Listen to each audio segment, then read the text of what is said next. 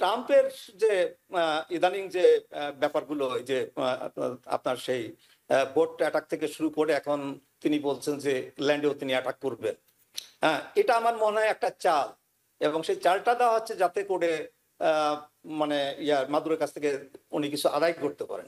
America চাচ্ছে যে south America যেন তাদের দখলে থাকে, এবং সাউথ আমেরিকায় যদি কোনো নেতৃত্ব এই মুহূর্তে থাকে যারা যদি সঠিক গণতন্ত্র এবং ইন্টারন্যাশনাল অর্ডার যেগুলো আমেরিকা তৈরি করেছে এগুলোকে যদি রেসপেক্ট না করে, তাহলে সেই কান্ট্রিগুলোকে পিছনে চারদিক থেকে প্রেসারাইজ করা এবং সেই কান্ট্রিগুলোকে দুর্বল করা, এবং আমেরিকার যে সুপিরিয়রিটি আছে, আমেরিকার যে আধিপত্যবাদ আছে, সেই আধিপত্যবাদকে আরো ব্যাপকভাবে বিস্তার করা দক্ষিণ আমেরিকায়। আমেরিকার সাথে খুব ভালো সম্পর্ক ছিল, খুবই ভালো সম্পর্ক ছিল ভেনেজুয়েলার।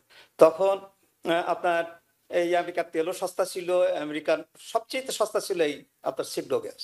ট্রাম্প অবশ্যই চাইবে যে ভেনেজুয়েলাকে যাতে একটা নির্বাচন আসে, সঠিক গণতন্ত্র যেন ওখানে আসে, এবং আমেরিকার অনুগত যেন একটা সরকার ব্যবস্থা ওখানে তৈরি হয়। মাদুরোর সঙ্গে আমেরিকার লড়াইটা একেবারে সামনাসামনি পর্যায়ে চলে আসছে, একেবারে বলা যায় উন্মুক্ত ভাবেই চলছে, কারণ প্রেসিডেন্ট ট্রাম্প এরই মধ্যে ভেনেজুয়েলার আকাশ সীমা বন্ধ ঘোষণা করেছেন, সব ধরনের বিমান চলাচল বন্ধ। কিন্তু আবার পাশাপাশি আজকে হোয়াইট হাউসে ভেনেজুয়েলার প্রেসিডেন্টের সঙ্গে প্রেসিডেন্ট ট্রাম্প ফোনে কথাও বলেছেন। সবকিছু মিলিয়ে মানে আমার প্রশ্ন হচ্ছে যে আসলে কি ঘটতে যাচ্ছে ভেনেজুয়েলায়, কেন বা ভেনেজুয়েলাকে নিয়ে আমেরিকার এত মাথা ব্যথা, বা মাদুরো বা কি চাচ্ছেন, আপনার কি মনে হয়? ধন্যবাদ আপনার এই প্রশ্নের জন্য। আপনি যদি ঐতিহাসিকভাবে দেখেন যে ভেনেজুয়েলা, তারপরে কিউবা, কলম্বিয়া, এই দেশগুলো যখন সোভিয়েত ইউনিয়ন পরাশক্তি রাষ্ট্র হিসেবে ৮০-৯০ দশকে যখন তারা প্রায় আমেরিকার সমকক্ষ কিংবা কিছু কিছু ক্ষেত্রে আমেরিকার চেয়ে অনেক বেশি এগিয়ে ছিল, আকাশ গবেষণা থেকে শুরু করে পারমাণবিক অস্ত্র গবেষণা থেকে শুরু করে এসব বিষয়ে, তখন কিন্তু আপনার এই দেশগুলো, দক্ষিণ আমেরিকার দেশগুলোর মধ্যে সোভিয়েত ইউনিয়নের একটা বড় প্রভাব ছিল, এবং সোভিয়েত ইউনিয়নের প্রভাবে কিন্তু এইখানকার কিছু দেশ আপনার কমিউনিস্ট রাষ্ট্রে কিন্তু পরিণত হয়েছিল। বিশেষ করে আমরা কিউবার কথা উল্লেখ করতে পারি এবং ভেনেজুয়েলার কথা উল্লেখ করতে পারি।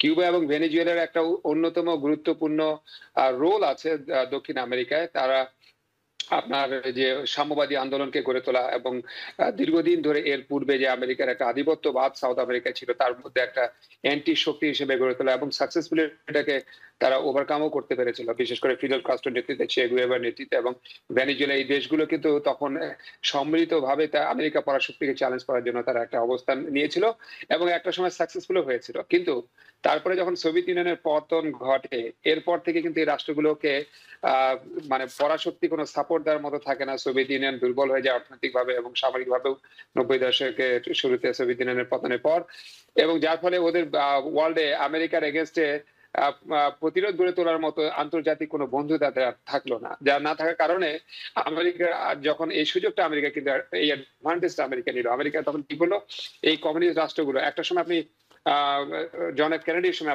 আপনি যদি খেয়াল করে থাকেন, তখন কিন্তু কিউবা এতখানি একটা ছোট্ট দ্বীপ রাষ্ট্র এত শক্তিশালী হয়ে গিয়েছিল যে সোভিয়েত ইউনিয়ন তার পারমাণবিক অস্ত্র পর্যন্ত কিউবাতে পাঠিয়েছিল, এবং আমেরিকা এটা নিয়ে বেশ টেরিফাইড ছিল, এবং আমেরিকা জনগণ এটা নিয়ে খুব উদ্বিগ্ন ছিল যে একটা নিউক্লিয়ার ওয়ার কি লেগে যায় কিনা, সোভিয়েত ইউনিয়ন শুরু করে একটা প্রক্সি ওয়ার কিউবাকে কেন্দ্র করে লাগে কিনা। তো এরকম একটা জায়গায় একটা ইতিহাস তৈরি হয়েছিল।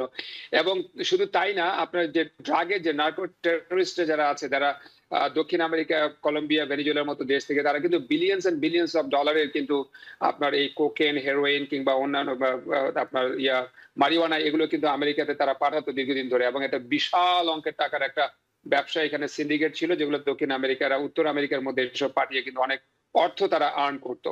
তো এখন আমেরিকা যেহেতু পৃথিবীতে একমাত্র পরাশক্তি বলা যায়, সোভিয়েত ইউনিয়ন যেহেতু এখন নাই, রাশিয়ার অর্থনীতি বেকায়দা, রাশিয়া যুদ্ধ করতে করতে এখন রাশিয়ার অবস্থাও খুব একটা ভালো না, সুতরাং আমেরিকা চাচ্ছে যে সাউথ আমেরিকা যেন তাদের দখলে থাকে, এবং সাউথ আমেরিকায় যদি কোনো নেতৃত্ব এই মুহূর্তে থাকে যারা যদি সঠিক গণতন্ত্র এবং ইন্টারন্যাশনাল অর্ডার যেগুলো আমেরিকা তৈরি করেছে এগুলোকে যদি রেসপেক্ট না করে, তাহলে সেই কান্ট্রিগুলোকে পিছনে চারদিক থেকে প্রেসারাইজ করা এবং সেই কান্ট্রিগুলোকে দুর্বল করা, এবং আমেরিকার যে সুপিরিয়রিটি আছে, আমেরিকার যে আধিপত্যবাদ আছে, সেই আধিপত্যবাদকে আরো ব্যাপকভাবে বিস্তার করা দক্ষিণ আমেরিকায়। তারই একটা ফলস্বরূপ এই যে বর্তমানে ভেনেজুয়েলার সাথে আপনি দেখতে পাচ্ছেন, আমরা দেখছি অলরেডি কিউবা কিন্তু অনেক দুর্বল হয়ে গেছে। সুতরাং আপনার হুগো স্যাভেজের পরে, হুগো স্যাভেজ কিন্তু মোটামুটি ভেনেজুয়েলাকে একটা কমিউনিস্ট রাষ্ট্র হিসেবেই কিন্তু তৈরি করেছিলেন, এবং যার উত্তরসূরি মাদুরো সেটাকে সাস্টেইন করার জন্য তিনি চেষ্টা চালিয়েছেন।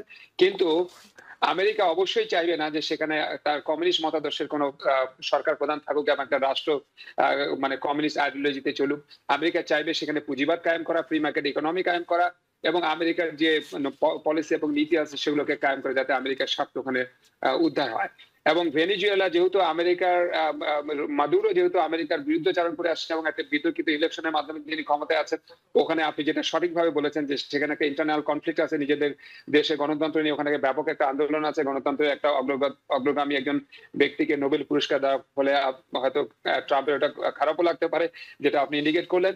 তো এখন ট্রাম্প অবশ্যই চাইবে যে ভেনিজুয়েলাকে যাতে একটা নির্বাচন আসে, সঠিক গণতন্ত্র যেন ওখানে আসে এবং আমেরিকার অনুগত যেন একটা সরকার ব্যবস্থা ওখানে তৈরি হয়। না, খুব স্বাভাবিক আমেরিকা সেটা চাইবে। আব্দুর রশিদ ভাই, আপনি ঠিকই বলেছেন, বা আপনি যে বিষয়গুলো রেজ করেছেন, শুধু কি সেই কারণগুলোই মুখ্য বিষয় একটি নির্বাচন, অথবা আপনি যেমনটা বললেন যে ড্রাগ সহ বিভিন্ন ডিলিং, যে চোরাচালানির যে ব্যাপারগুলো রয়েছে, আর্থিক ব্যাপার রয়েছে, সেটি হয়তো কারণ হতে পারে। কিন্তু পাশাপাশি আমি একটু প্রফেসর ডক্টর মুনির, আপনি শুনলেন আব্দুর রশিদ ভাই যেমনটা বলছিলেন, তার সঙ্গে আমি কিছু যোগ করতে চাই। যেমন আপনি জানেন যে যখন থেকে ভেনিজুয়েলাতে নির্বাচন হয়েছিল, বিশেষ করে 2018 নির্বাচনের পর থেকে কিন্তু একদিকে মাদুরো নিজেকে প্রেসিডেন্ট ঘোষণা করেছেন, আবার বিরোধীদের পক্ষ থেকে হুয়ান গুয়াইদো, উনি কিন্তু নিজেকে প্রেসিডেন্ট ঘোষণা করেছেন, এবং ওয়াশিংটনের পক্ষ থেকে হুয়ান গুয়াইদোকে কিন্তু স্বীকৃতি দেওয়া হয়েছে। কিন্তু এতদিন এভাবেই চলছিল। কিন্তু আমার প্রশ্ন হচ্ছে যে হন্ডুরাস, তারপরে আপনি জানেন মেক্সিকোর প্রেসিডেন্টের সঙ্গে একটি ঝামেলা, কলম্বিয়ার সঙ্গেও ঝামেলা, এল সালভাদোরের সঙ্গে ঝামেলা, সেই সঙ্গে এখন ভেনিজুয়েলা। সবকিছু মিলিয়ে আমেরিকা কি প্রতিবেশীদের সঙ্গে সম্পর্ক দিন দিন খারাপের দিকে যাচ্ছে, নাকি আসলে নতুন কোনো সম্পর্ক তৈরির চেষ্টা? এটি কি দেখছেন আপনি? আপনাকে ধন্যবাদ। আপনার মূল প্রশ্নটা ছিল যে আমেরিকার এই ভেনেজুয়েলা নিয়ে এত মাথা ব্যথা কেন। ভেনেজুয়েলা সম্পর্কে রশিদ সাহেব একটা ইতিহাস দিলেন যে ভেনেজুয়েলা মূলত একটা কমিউনিস্ট দেশ, সেখানে রাশিয়ার একটা ইনফ্লুয়েন্স হলো এবং রাশিয়ার ইনফ্লুয়েন্সের কারণে ভেনেজুয়েলা একটা শক্তিশালী দেশ ছিল এক সময়। এটা কিন্তু ঠিক না। আসলে ভেনেজুয়েলা ছিল একটা ডেমোক্রেটিক কান্ট্রি।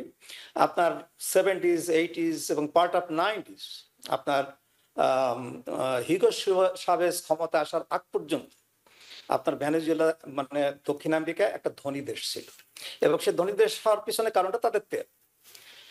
কিন্তু হিগো চাভেজ যখন ক্ষমতা আসলো, সে কিন্তু ফিডেল ক্যাস্ট্রোর সিম্প্যাথাইজার হয়ে গেল। ফিডেল ক্যাস্ট্রোর সাথে তার একটা সম্পর্ক হলো। আমরা জানি আপনার ফিডেল ক্যাস্ট্রোর সাথে আমেরিকার তো দীর্ঘদিনের শত্রুতা। মানে ফিডেল ক্যাস্ট্রো ক্ষমতা যাওয়ার পর থেকে সে যখন সোভিয়েত ইউনিয়নকে ইনভাইট করলো তার দেশে, এবং সে দেশটা কমিউনিস্ট হয়ে গেলো, সেই থেকে তাদের সাথে আমেরিকার চিরশত্রুতা। তাই হিগো চাভেজ যখন আপনার সেই এর সাথে মিলে গেল আপনার ফিডেল ক্যাস্ট্রোর সাথে, এবং ওই তখন থেকে আমেরিকার কিন্তু প্রবলেম।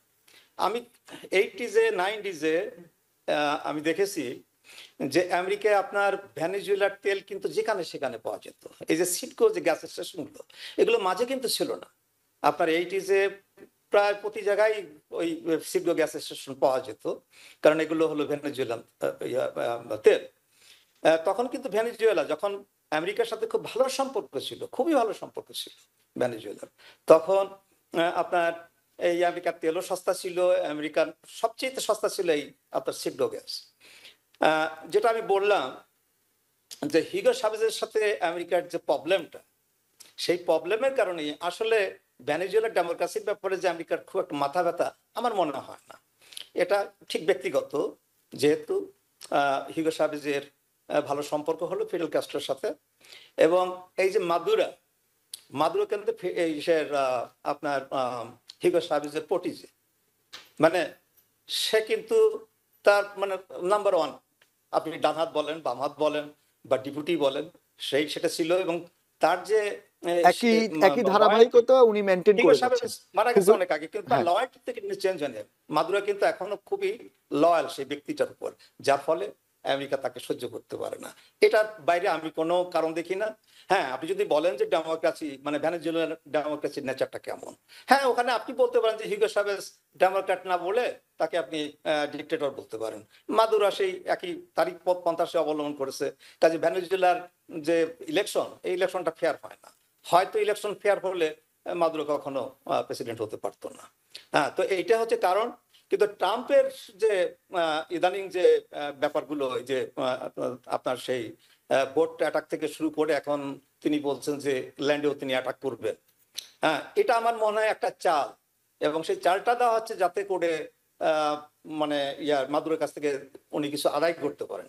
আমার মনে হয় না যে এই যে রেজিম চেঞ্জ টেঞ্জ এগুলো মানে অন্যান্য গভর্নমেন্ট কেয়ার করে, কিন্তু আমার মনে হয় না যে ট্রাম্প কেয়ার করে। হয়তো দেখা যাবে, দেখেন এই যে আমি যে বললাম যে সিডকো গ্যাসটা মাঝে কিন্তু একদমই দেখা যায়নি, এই যে ট্রাম্প আসার পরে কিন্তু এখন আবার দেখা যাচ্ছে। নতুন করে তার এটা, মানে হ্যাঁ, তার মানে হচ্ছে ট্রাম্পের সাথে কিন্তু আবার একটা বাণিজ্যিক সম্পর্ক গড়ে উঠেছে ভেনেজুয়েলার। কাজে আমার যেটা মনে হয় যে সেটা হলো ওই মানে মাদুরো থাকুক ক্ষমতায় বা তার অপোজিশন ক্ষমতা আসুক, এ ব্যাপার আমার মনে হয় ট্রাম্পের কোনো মাথা না ব্যথা নেই। তবে হ্যাঁ, সেটা তো ট্রাম্পের যে থাকবেই। ফরেন সেক্রেটারি অফ স্টেট, হ্যাঁ, উনি তো মূলত মানে কোত্থেকে আসছেন এটা তো আমরা জানি। উনি তো সেই কিউবান অরিজিন, আমাদের সেক্রেটারি অফ স্টেট। ওনার হয়তো এই মাদুরোর প্রতি বা তার এগেনস্টে অনেক থাকতে পারে। আমি জানি না উনি কতটা ট্রাম্পকে ইনফ্লুয়েন্স করতে পারবেন, কিন্তু ট্রাম্পের যে সম্পর্ক, এটা আমি বলবো যে নিতান্তই বাণিজ্যিক। নিউ ইয়র্ক থেকে সম্প্রচারিত TVN 24 টেলিভিশন, বিশ্বজুড়ে বাঙালির কণ্ঠস্বর।